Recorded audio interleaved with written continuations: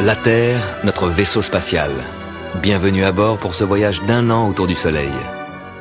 C'est vrai, on tourne autour du Soleil, mais pas sur un cercle, sur une ellipse. Et c'est maintenant, dans les premiers jours de janvier, que nous passons au plus près du Soleil. Mais alors pourquoi fait-il si froid?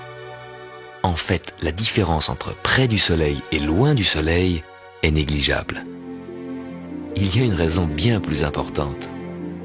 La Terre tourne de travers, légèrement en biais. Son axe n'est pas vertical, il est incliné sur son orbite.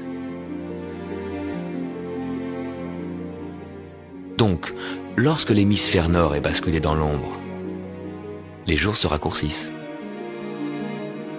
Mais surtout, comme la Terre est inclinée, les rayons du Soleil arrivent à des angles différents.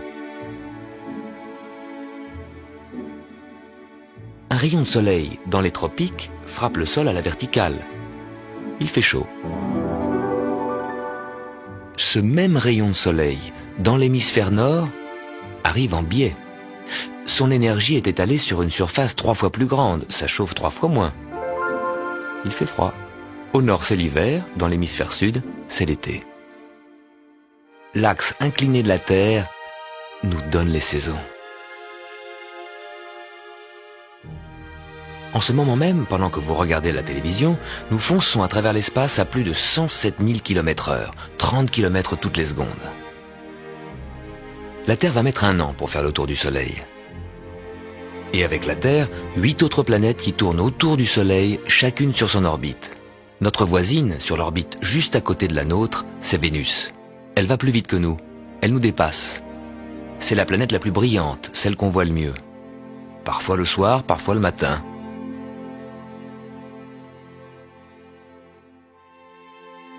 Pourquoi le matin?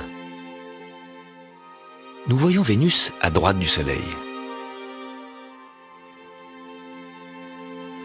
Vu de la Terre, voilà ce qui se passe le matin.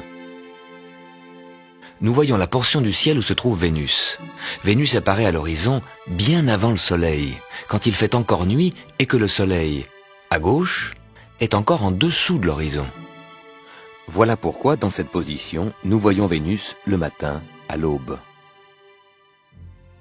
Puis la Terre continue de tourner, le Soleil apparaît, il illumine le ciel et on ne voit plus ni les étoiles ni les planètes.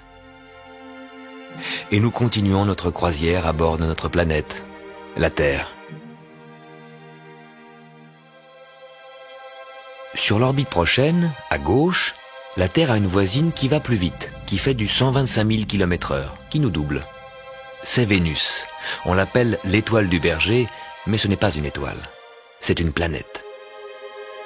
Quelle est la différence entre les planètes et les étoiles? À première vue, on ne voit pas de différence. Pourtant, les étoiles rayonnent, comme notre Soleil, et les planètes ne rayonnent pas, mais renvoient la lumière du Soleil.